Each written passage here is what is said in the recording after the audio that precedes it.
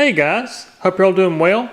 Today I'm actually going to be discussing the wiring harness, under hood wiring harness of a 75-76 Datsun 280z.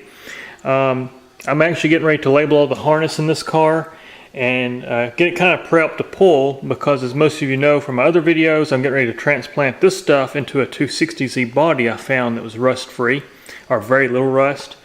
Right now it's at the body shop, so when it comes back I'm going to try to have everything kind of labeled. I'm not necessarily going to pull everything out yet, because I kind of want to have the car here so I can just transfer things over without losing things in my memory, which is also why I'm making this video. This video is also for me as well as you guys, so I can keep up with it mentally as well here. But anyways, we're going to just talk about under hood wiring, what to expect, what's inside the relay panel over there, kind of how the harness is laid out here. There's actually two entities to this harness. You've got your fuel injection harness as well as your main car harness. But there are some things tied together which you'll see as we go through this. But we'll start over here on the driver's side with the brake master cylinder and everything. We've got our brake connections here. So this is actually your warning switch for your brakes. So this is your wiring here. You got a little red wire that comes out with it, which goes to your light right here. And then of course that harness is kind of independent. It's also got your connection for your windshield washer tank, which I don't have in this car. So that's what this is here. It runs up along the firewall, runs all the way along the firewall here. It actually ties into the harness right over there. It's a secondary. So I can get it here. That's your injection system. It's actually going to be this harness right here. So this right here, it comes along the firewall, it goes down, and of course it ties in right down there. Maybe you guys can see that.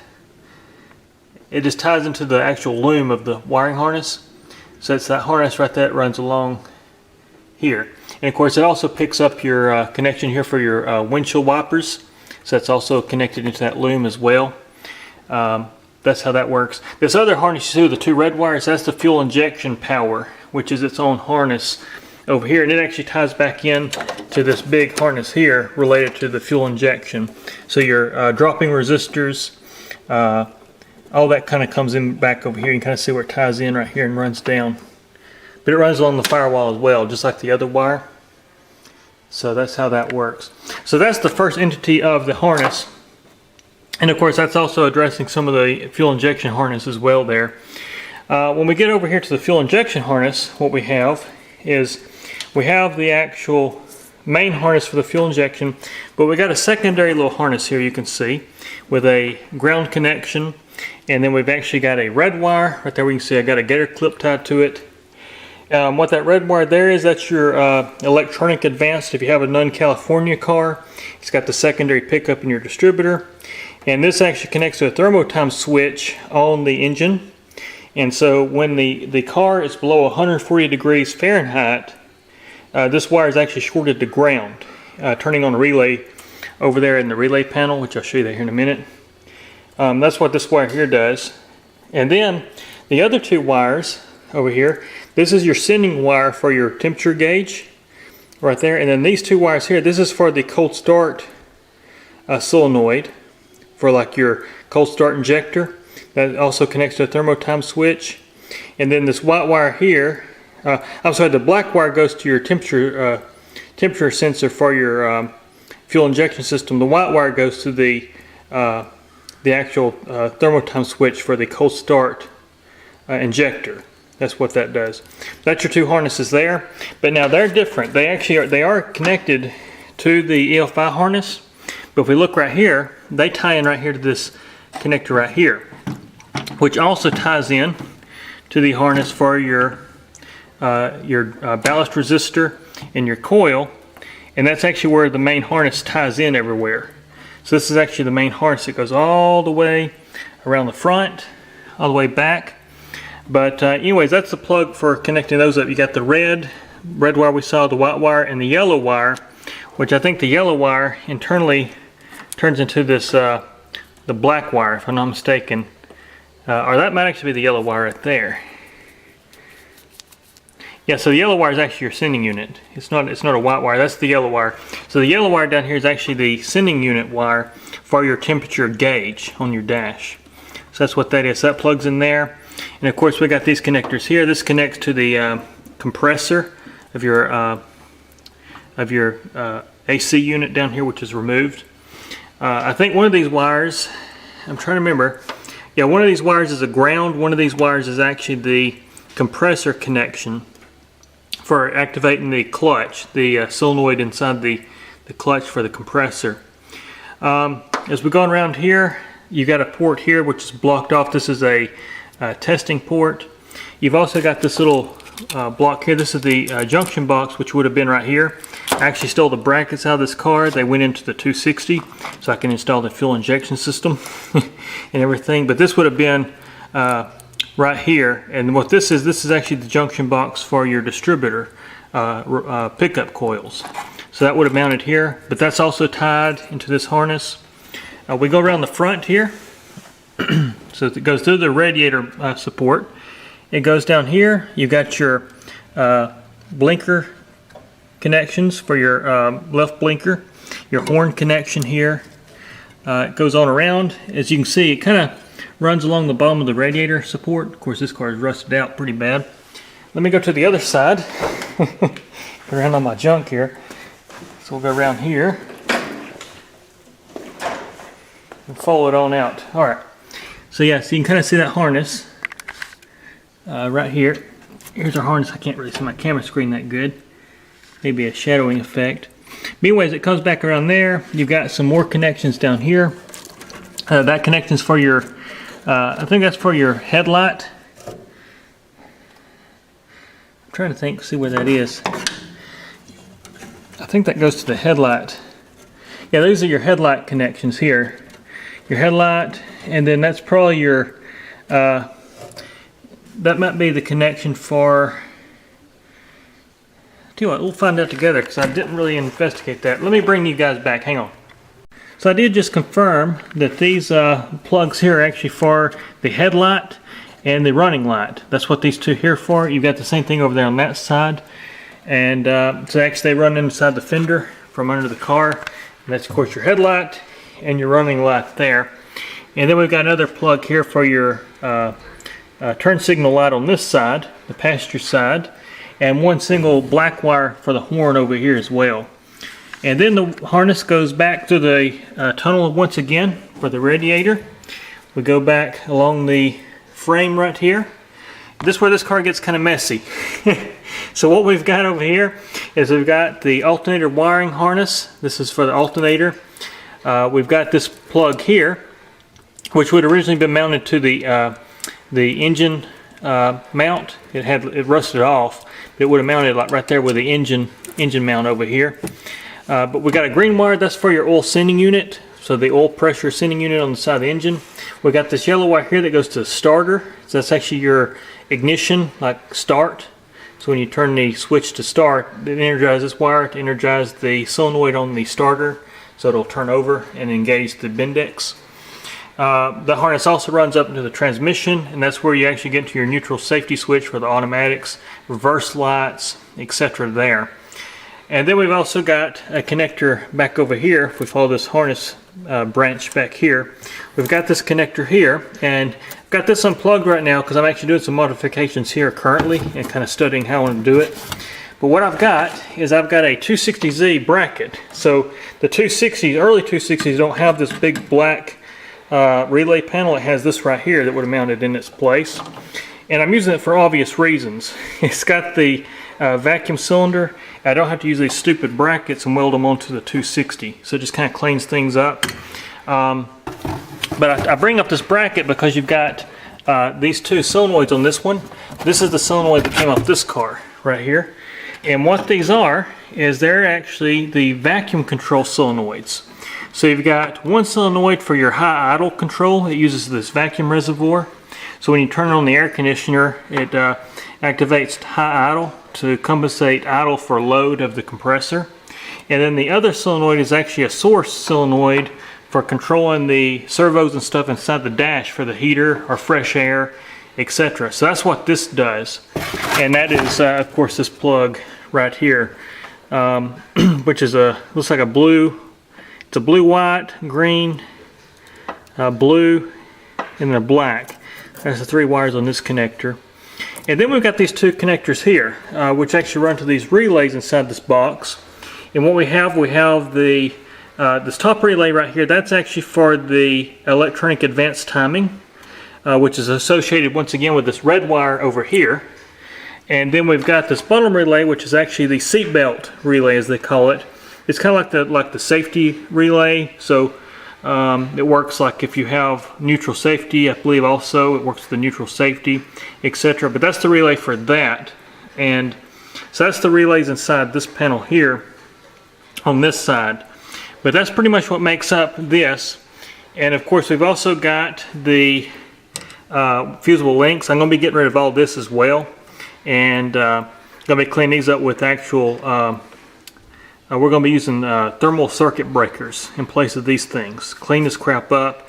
I'm also changing the gauge of wire. I'm going to increase the gauge because you see this one got hot and melted. Somebody did something wrong with this car at some point.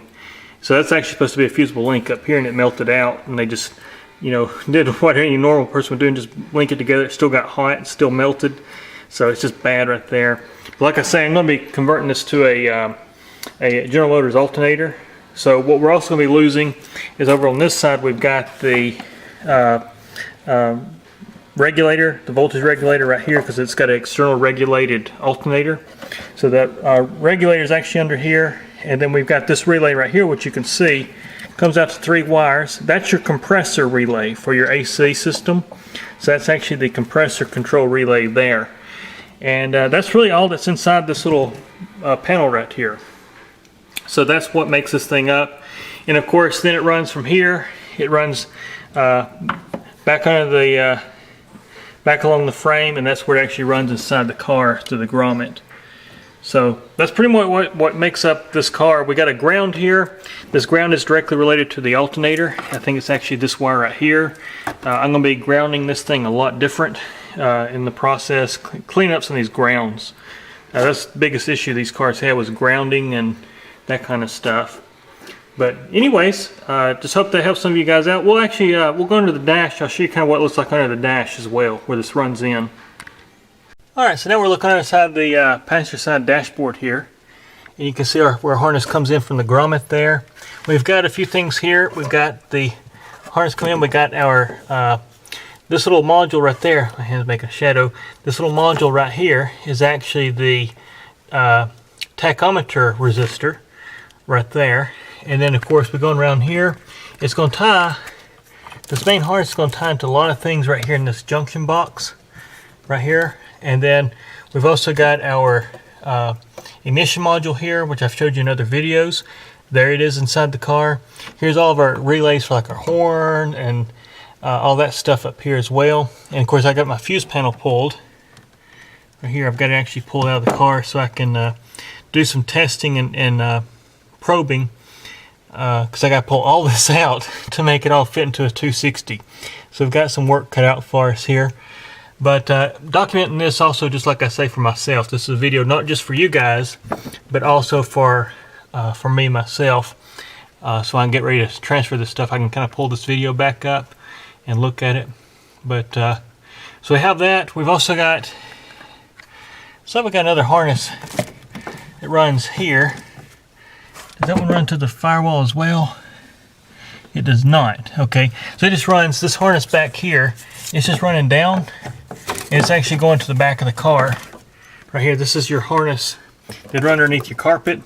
And basically it's the junction here between your front and back of your car, which this is where mine was cut on the 260. It was cut right here. So all this was just gutted, and somebody had actually cut all this out from under the dash of the 260 as well. That's why I'm using this harness. So we got that, but basically this harness here comes down, it goes over here to where I just showed you. It also runs underneath this panel here, your carpet support panel, and it goes over to your radio connection. So this is all your radio harness, which runs along here, and then it comes back over here in the center console. But as I get through this car, I'll probably have another follow-up video to this one where we actually tear this stuff out. We'll take it all out and I can kind of show you more in detail where all this connects, what connectors these connect to, and hopefully that'll help some of you guys out a little bit deeper. But I really wanted to cover under the hood in this video because that's kind of a topic where there's not a lot of videos on that at all, and it's very confusing even in the manual reading some of that stuff. But I will show you this right quick because I got power. As you can hear, I've got my clock running, so I'm going to turn the switch on over here. So we got it on like that. We'll go over here, and I can also show you too real quick that we can actually test the relay for our advanced timing. Even though I don't have the distributor or anything in, I've got the skater clip connected to that red wire over here, as you can see, and I'm going to touch something metal. I'm going to ground it out, and you can actually hear, you can hear that relay kick in and out for the advanced timing pickup right here. It's that top one once again. But just want to show you that too right quick. That's the way you can test your advanced timing circuit. If your car is running, you can actually disconnect that red wire from your harness at your engine on that thermal time switch and ground it out, and it'll actually when it's shorted out, it should be in electronic advanced. When you unplug it, it should be in retard timing. So that's how that works. But anyways, guys, I hope that helps some of you out. Like I said, there'll be some more videos as I go through this because I want to document as much as I can for you guys as well. I know that these cars are getting really popular, and there's not a lot of documentation on all this kind of stuff. This is kind of a blank area, and you know, I'm having to kind of reverse engineer it myself in a lot of ways. But that's our wiring harness. We also, I can go over the brakes real quick, kind of show you how that looks under the car as well. So the 280, now this may be very similar. It was very similar on my 78 280 I used the 5-speed out of. But we basically got the lines here. This is all part of your brakes. So that's your I forget what they call that valve, that proportioning valve, I think is what they call that. That's the proportioning valve over there. That's one I showed you. It has a little green wire for your brake light. If you have a brake failure, that light will come on, and actually that works in this car because if we look inside my car, I've got the front calipers off this car, so the brakes are out of proportion and pressure, and we can look at this light right here and I can show you what that looks like. So if we look at my dash, I've still got the car on right now, you can see the brake light is glowing right there, and that's the one that's, there it is, you can kind of read it there now. That's one that's actually inside the speedometer. So there's that. Let me go shut this off. I don't need it on. So that's that. That's what that proportioning valve does. It proportions the pressure between the front and the back. And then we got the distribution block right here. It mounts right there. So that's your lines. That's your, of course, your master cylinder. Comes down, that goes to your, that front line goes down to your front caliper on the driver's side. The two bottom lines go to your master cylinder, and then the upper lines actually are added to the proportioning or the distribution block there. That's some kind of valve as well, I believe. Maybe like a check valve, I guess, or something. I wouldn't think it'd be a check valve. It'd be something though. It looks like it's got some kind of active something in it. But anyways, it goes over here to these lines here, and of course it distributes one line over here to your front passenger side caliper, and then one of the lines actually runs to the back of the car, and I guess that works both of the back brakes off one line. I believe that's what that does. So yeah, the thicker, I think the thicker line, there's a thinner and thicker line, it looks like. Oh no, they're the same, never mind. They're the same size. So basically one runs to your front passenger side caliper, the other one runs underneath the car over here at this point, and it runs underneath the car along with your fuel rails. So all these are your fuel rails and evaporative lines for where your charcoal canister would be. And then that, of course, that runs all the way back to your fuel tank and your rear brake section. So that's how that mounts. Now this is exactly the same way on the 260. The way these mount up, they mount to the firewall exactly in the same spot. I think the 77, 78, 280 mounts a little bit different. I don't think it works exactly the same way. And of course that red cable you see, that's your speedometer cable. And then of course we got the air conditioner stuff there, your heater tubes here. So that's pretty much what it is. This line here, that's old rotten line from the window washer. So this is actually tube. As you can see, it's all brittle. It just breaks apart, as you can see. Really brittle stuff. But anyways, that's kind of what's under the hood of this car. I hope that helps some of you guys out with your wiring. Maybe that will help make sense. And of course in the 280, your dryer and everything for your air conditioner mounts over here. Now in the 260, what I have found is instead of having the regulator, the voltage regulator mount under this panel, it mounts over here, like down here. And of course you don't have the fuel filter and stuff like this because it's carbureted. But I know that regulator mounts over there. Of course I'm eliminating the regulator altogether. I'm putting a General Motors alternator on it. So I've actually got some wiring here, some AC Delco connectors, the conversion bracket for the engine. As I'm actually putting a 140 amp alternator on this car and upgrading some of the wiring size to a much larger size wire. And just make this car a lot better than what it was back in 75, 76.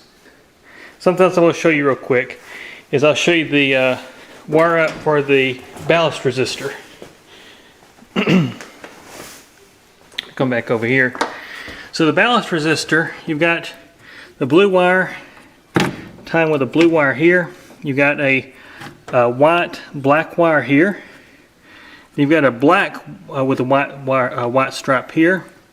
Looks like this is just a solid black wire, and it ties into also a black wire with a white stripe. Now I think these two here are just junctions right here. This is actually the ballast resistor here, and there's actually two, I believe there's two positions. There's one that when you're actually cranking the engine over, it actually bypasses part of the ballast resistor to make the coil harder during crank. And then of course once it's in normal run, it goes and uses the other half of the ballast resistor. I believe that's how these work on this car. I have to look and see exactly. But that's something I want to show you real quick. So it's white with a black stripe. It's this is a black wire with a blue stripe on this top half. This bottom wire going there, it's also a black with a white stripe. And then we've got a white with a black stripe wire here. This one going right here. And then blue wires come from your harness, and also I think that goes straight to your coil. Yeah, that goes straight to your coil on the negative side. So blue wire is your negative, of course. But anyways, that's how that connects. Just want to show you that real quick. And of course, we've also got a little filtering capacitor right here, which isn't exploded. It's no good. But it also ties into a black wire with white stripe. So it may actually be referenced down here to one of these wires. Not real sure. But it's all disconnected. I have to figure that out. But anyways, hope that helps you guys out. Thanks very much for watching. If my videos help you guys out, please like and subscribe. And there'll be more to come here very soon. Take care.